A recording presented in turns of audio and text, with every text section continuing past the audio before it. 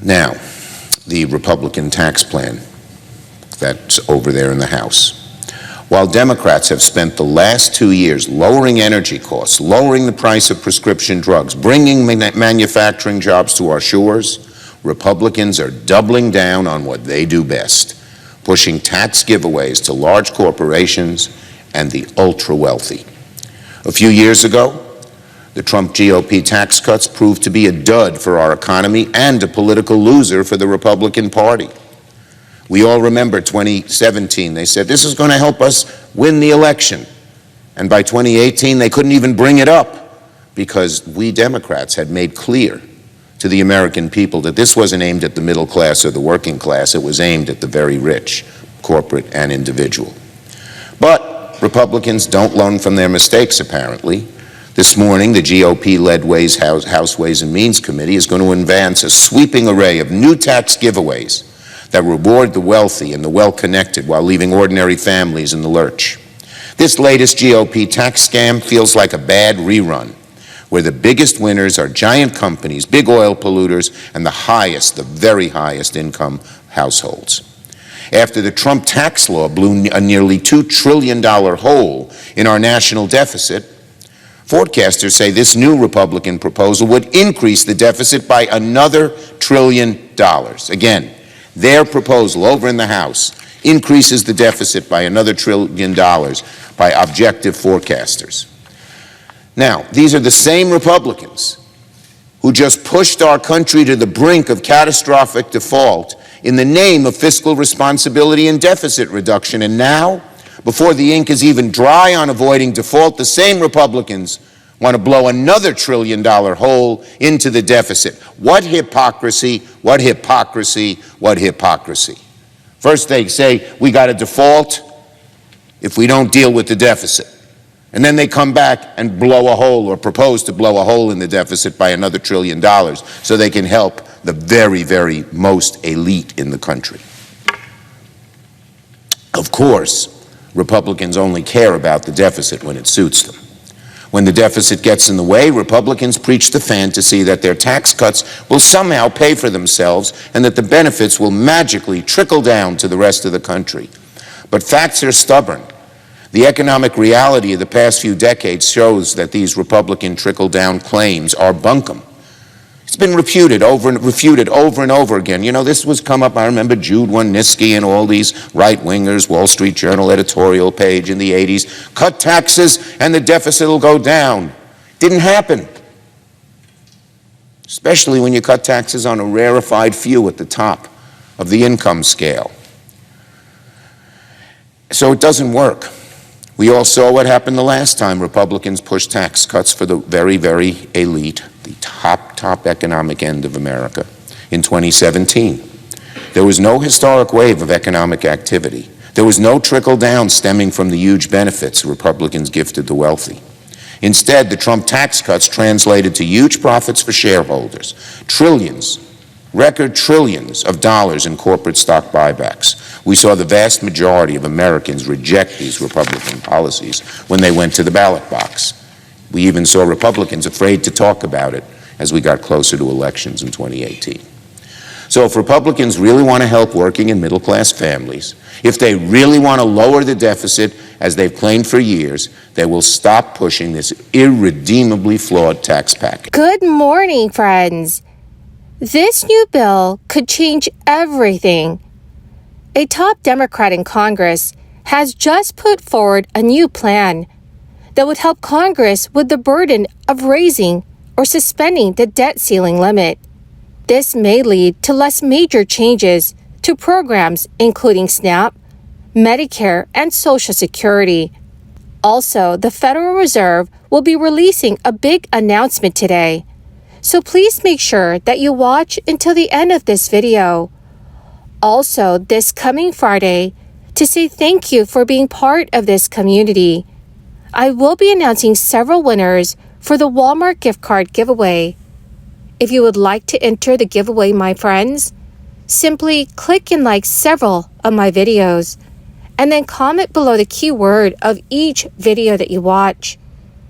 The more videos that you watch and then comment on, the greater your chances, friends, of winning the giveaways. According to Yahoo News, a top Democrat is taking huge action this week. Representative Brendan Boyle, the top Democrat on the House Budget Committee, has formally reintroduced a proposal called the Debt Ceiling Reform Act. This legislation would allow the U.S. Treasury Department to keep paying the nation's bills unless Congress decides to intervene with a veto-proof resolution of disapproval. Boyle's bill is one of a few ideas to release Congress from the burden of raising or suspending the debt ceiling limit, as lawmakers did earlier this month, in a deal that narrowly averted a default every few years. Others call for suspending the debt ceiling entirely, including some bills to abolish it. Another option under consideration is for President Biden to unilaterally cancel the debt ceiling by invoking the 14th Amendment. Whether Boyle's idea or any others come to pass very much remains to be seen.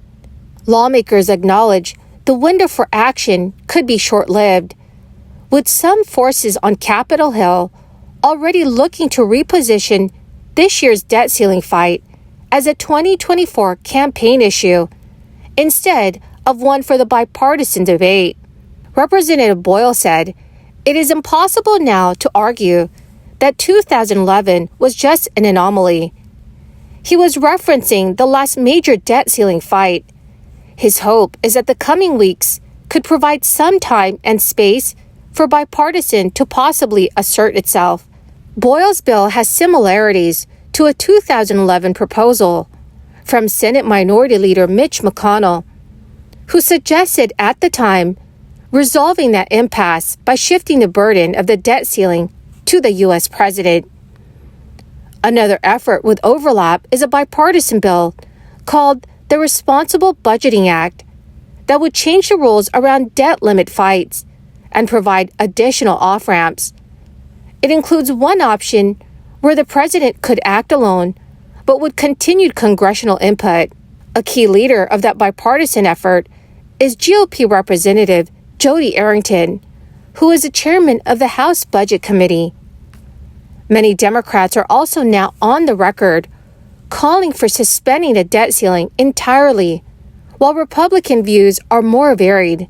Another option under consideration is invoking an amendment that includes a line that reads, "The public debt of the United States, authorized by law, shall not be questioned." The problem for Boyle at this moment is that his bill has 47 co-sponsors, but none of them are Republicans.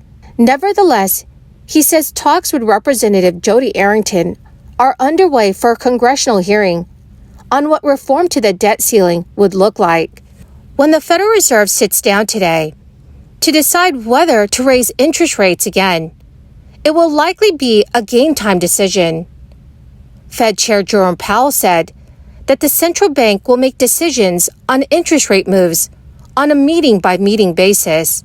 Last month, the Fed raised its benchmark interest rate to a target range of 5% to 5.25%, which was officials would need to decide whether the 10 interest rate hikes so far will be enough in time to cool inflation, or whether more action is needed now.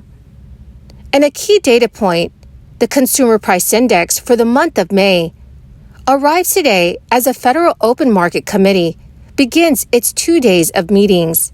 While markets appear convinced on what the Fed will do next, the central bank has seemed unusually divided ahead of today's decision. In May, Jerome Powell also said interest rates may not need to rise as high as previously expected, with the bank crisis tightening credit conditions, even with inflation well above the Fed's 2% target rate. Powell has been careful not to tip his hand, along with New York Fed President John Williams and Richmond Fed President Tom Barkin, who have also signaled keeping their options open. So, dear friends, do you think that the Fed will raise interest rates again this month?